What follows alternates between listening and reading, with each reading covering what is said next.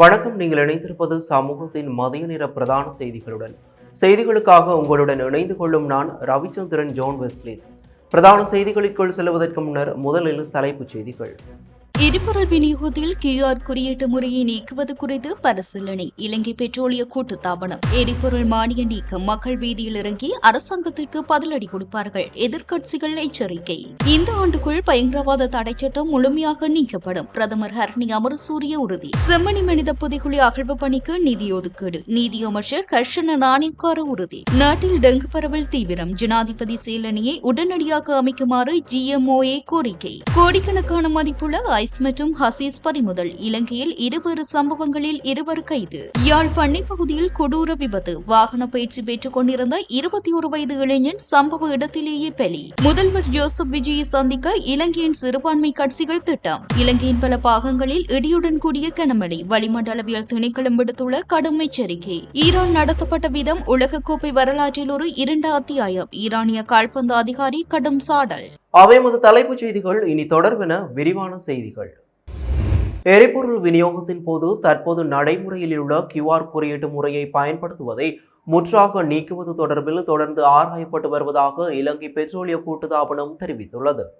இது தொடர்பாக ஊடகம் ஒன்று எழுப்பிய கேள்விக்கு பதிலளித்த இலங்கை பெட்ரோலிய கூட்டுத்தாபனத்தின் தலைவர் DJ ராஜகருணா பின்வருமாறு தெரிவித்தார். உலக சந்தையில் எரிபொருள் விலை அதிகரித்த வேகத்திற்கு இணையாக தற்போதைய சூழ்நிலையில் விலை குறைவடையவில்லை. எனினும் தற்சமயம் எரிபொருளை கொள்வனவு செய்வதில் நுகர்வோருக்கு மேலும் எந்தவிதமான தடைகளும் இல்லை. எரிபொருள் தட்டுப்பாடு நிலவிய காலத்தில் அறிமுகப்படுத்தப்பட்ட இந்த QR குறியீட்டு முறையை சந்தை நிலவரங்கள் மற்றும் விநியோக சீர்திருத்தங்களை கருத்தில் கொண்டு எதிர்காலத்தில் முழுமையாக நீக்குவது குறித்து அதிகாரிகள் தொடர்ந்தும் கலந்துரையாடி வருவதாக தெரிவிக்கப்படுகிறது. இதேவேளை உலக சந்தையில் தற்போது எரிபொருள் விலைகள் வீழ்ச்சியடைந்து வந்த போதிலும் தற்போதைக்கு உள்நாட்டில் விலைகளை குறைக்கக்கூடிய சாத்தியமில்லை என தொழிலாளர் அமைச்சரும் நிதி மற்றும் திட்டமிடல் பிரதி அமைச்சருமான அனில் ஜெயந்த் பெர்னாண்டோ தெரிவித்துள்ளார். தற்போது நாட்டில் நுகரப்பட்டு வருவது இதற்கு முன்னர் அதிக விலைக்கு கொள்வனவு செய்யப்பட்ட எரிபொருட்கள் என்றும் அந்த எரிபொருள் இருப்புகள் தீரும் வரை உள்நாட்டில் எரிபொருள் விலையை குறைக்க முடியாது என பிரதி அமைச்சர் குறிப்பிட்டுள்ளார்.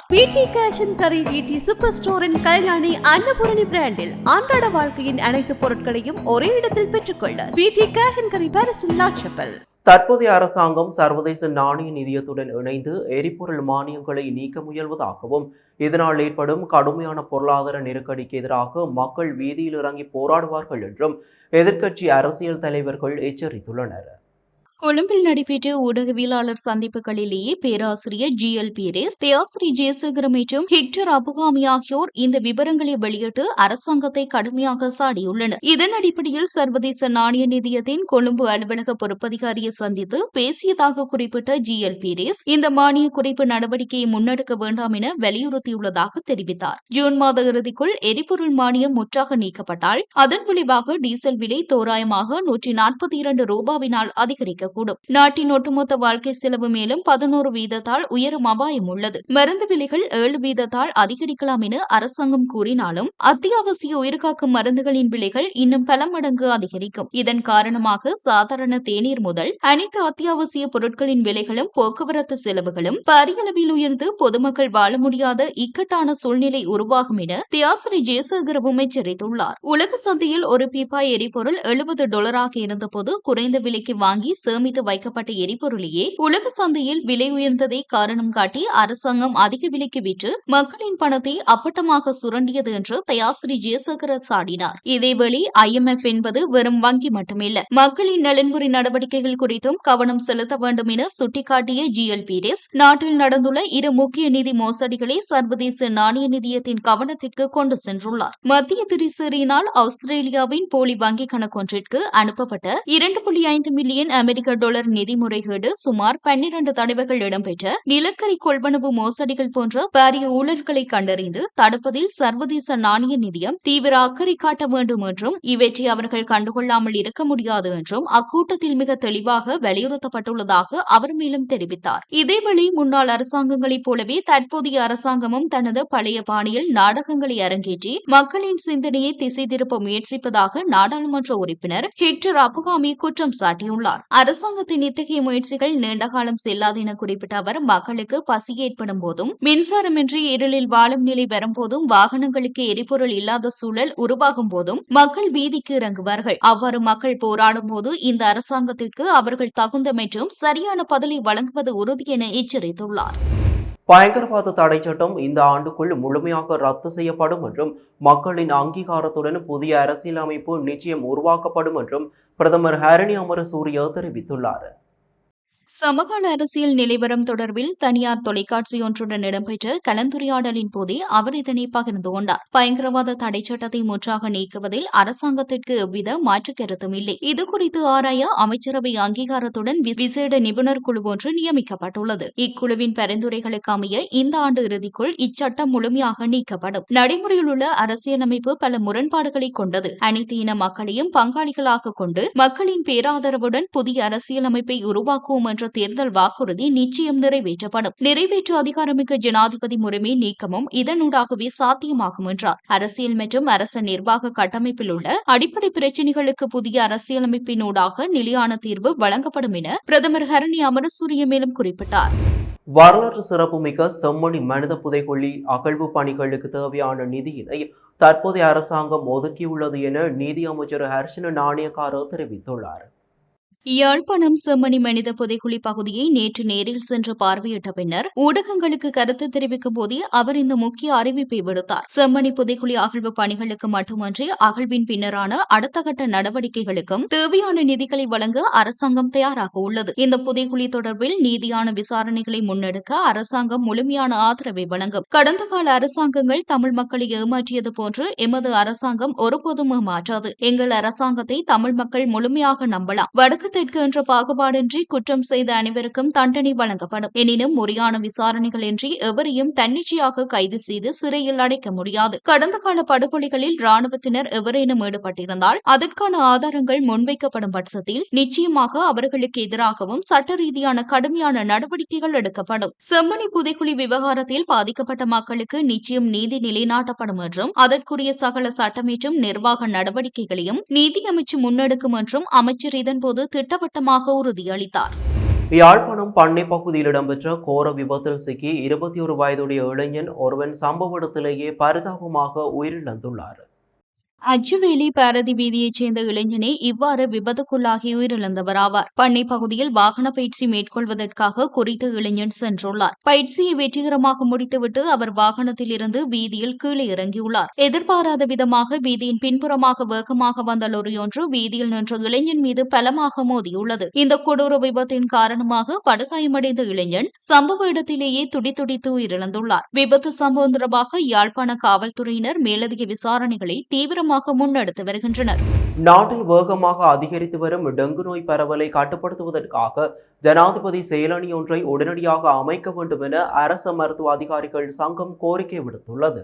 கொழும்பில் நடைபெற்ற ஊடகவியலாளர் சந்திப்பில் அந்த சங்கத்தின் ஊடக பேச்சாளர் மருத்துவர் ஜமீல் விஜயசிங்க இதனை தெரிவித்தார். கடந்த 2017ஆம் ஆண்டில் ஏற்பட்ட கடுமையான டெங்கு தொற்று நிலைக்கு ஒப்பான அளவில் தற்போது நோயாளர்கள் பதிவாகி வருகின்றனர். கடந்த மே மாதம் முழுவதும் நாடு முழுவதும் சுமார் 8600 நோயாளர்கள் பதிவாகியிருந்த நிலையில் ஜூன் மாதத்தின் முதல் 2 வாரங்களிலேயே 9000க்கும் அதிகமான நோயாளர்கள் பதிவாகியுள்ளனர். பதிவாகும் மொத்த நோயாளர்களில் 50%க்கும் அதிகமானோர் மேல் மாகாணத்தை சேர்ந்தவர்கள் ஆவர். குறிப்பாக கடந்த ஆண்டுடன் ஒப்பிடுகையில் கொழும்பு மாவட்டத்தில் வாராந்த டெங்கு நோயாளர்களின் எண்ணிக்கை 20% அதிகரித்துள்ளது. டெங்கு பரவல் இன்னும் உச்சநிலையை எட்டாத போதிலும் சுகாதார அமைப்பு ஏற்கனவே தனது அதிகபட்ச சேவை திறனை எட்டியுள்ளது. அத்துடன் பணியாளர் மற்றும் மருந்து பற்றாக்குறை உள்ளிட்ட பல சவால்களும் நிலவுகின்றன. எனவே இந்த இக்கட்டான சூழ்நிலையை கையாள ஜனாதிபதி செயலணி ஒன்றை உடனடியாக அமைத்து இலக்கு அடிப்படையிலான தேசிய செயல் திட்டம் ஒன்றை நடைமுறைப்படுத்த வேண்டும் என அரசு மருத்துவ அதிகாரிகள் சங்கம் வலியுறுத்தியுள்ளது.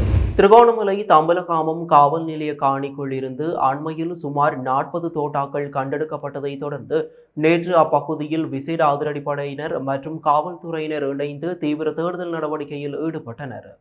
தம்பலகாமம் பழைய காவல் நிலையமானது புதிய கட்டிடத்திற்கு மாற்றப்பட்டு ஒரு வருடத்திற்கும் மேலாகிறது. இந்நிலையில் கைவிடப்பட்டிருந்த பழைய காவல் நிலைய காணியை துப்புரவு செய்யும் பணிகள் அண்மையில் மேற்கொள்ளப்பட்டன. இதன்போது சப்பாத்து அணியும் காலுறையில் சுற்றி மறைத்து வைக்கப்பட்டிருந்த நிலையில் இந்த 40 தோட்டாக்கள் மீட்கப்பட்டன. இதுகுறித்து தம்பலகாமம் காவல்துறையினருக்கு தகவல் வழங்கப்பட்டதை அடுத்து அவர்கள் தோட்டாக்களை பொறுப்பேற்றனர். மேலும் அந்த வளாகத்திற்குள் வேறு ஏதேனும் ஆயுதப் பொருட்கள் அல்லது வெடிபொருட்கள் புதைக்கப்பட்டிருக்கலாம் என்ற சந்தேகத்தின் அடிப்படையில் நேற்று விசேட அதிரடிப்படையினரும் காவல்துறையினரும் இணைந்து மோப்பநாயின் உதவியுடன் அங்கு விரிவான தேடுதல் நடத்தினர். இச்சம்பவம் குறித்து தம்பலகாமம் காவல்துறையினர் மேலதிக விசாரணைகளை தொடர்ந்து முன்னெடுத்து வருகின்றனர்.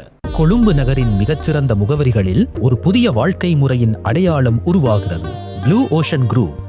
இலங்கையில் அண்மை நாட்களில் மேற்கொள்ளப்பட்ட இருவேறு அதிரடி சோதனைகளில் சுமார் 47 கோடி ரூபாவுக்கும் அதிக பெறுமதியுடைய ஐஸ் மற்றும் ஹசீஸ் போதைப் பொருட்களுடன் இருவர் கைது செய்யப்பட்டுள்ளனர்.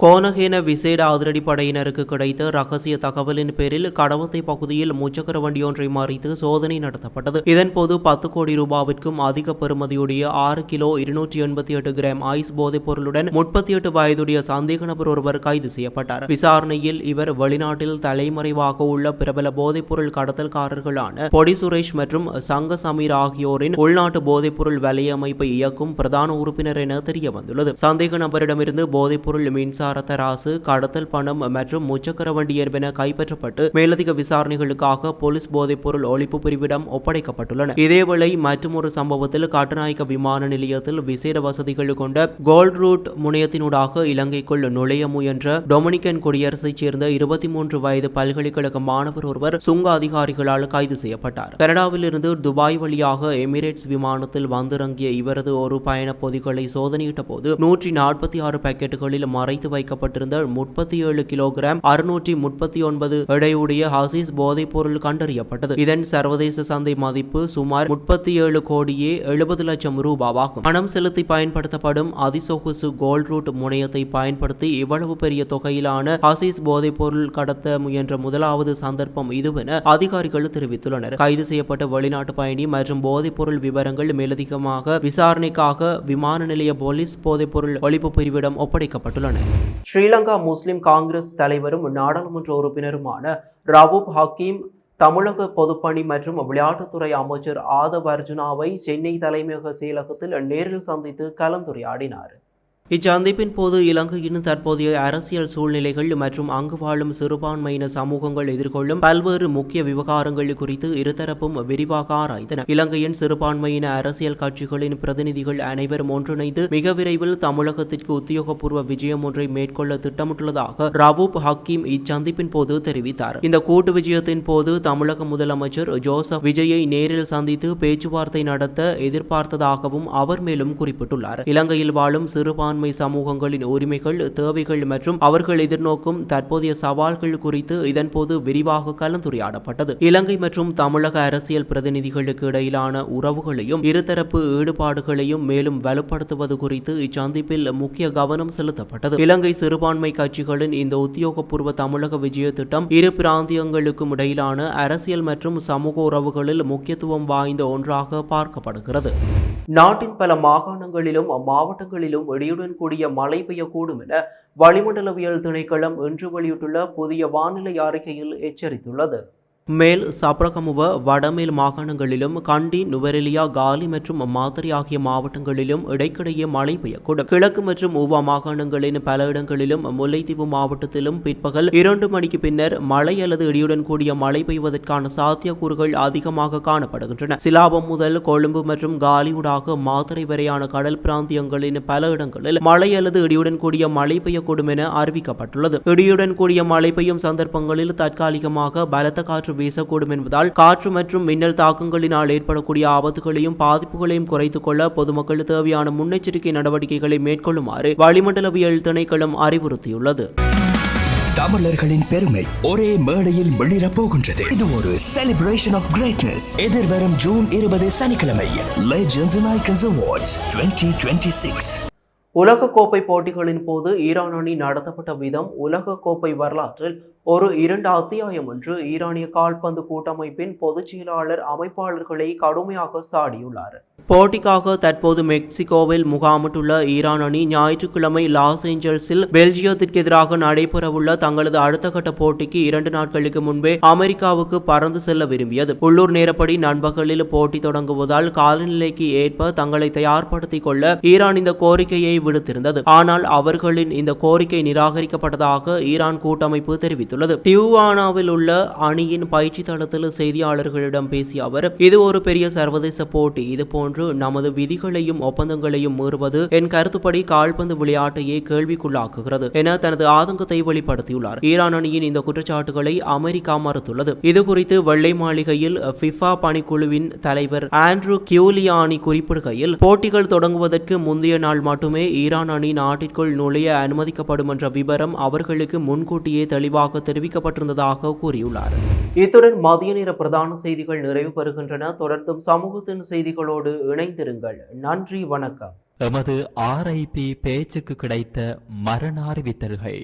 யாழ்ப்பாணம் பருத்தித்துறை புலோலிகை புறப்படமாகவும் உரும்பராய் மேற்கு கருணாகர பிள்ளையார் கோவிலடி மற்றும் கனடா டொரண்டோ ஆகிய இடங்களை வாழ்விடங்களாகவும் கொண்டிருந்த சற்குணநாதன் ஹேதார கௌரி அவர்கள் 19/6/2026 வெள்ளிக்கிழமை அன்று இறைவனடி சேர்ந்தார். கிளிநொச்சி திருவையாற்றை புறப்படமாகவும் நெதர்லாந்தை வதிவிடமாகவும் கொண்டிருந்த திரு கந்தசாமி கனகராசா அவர்கள் 19/6/2026 வெள்ளிக்கிழமை அன்று நெதர்லாந்தில் இறைவனடி சேர்ந்தார். யாழ்ப்பாணம் மாதுகல் மேற்கை புறப்படமாகவும் வதிவிடமாகவும் கொண்டிருந்த முத்தையா செல்லம்மா அவர்கள் 19/6/2026 வெள்ளிக்கிழமை அன்று இறைப்பதம் எய்தினார்.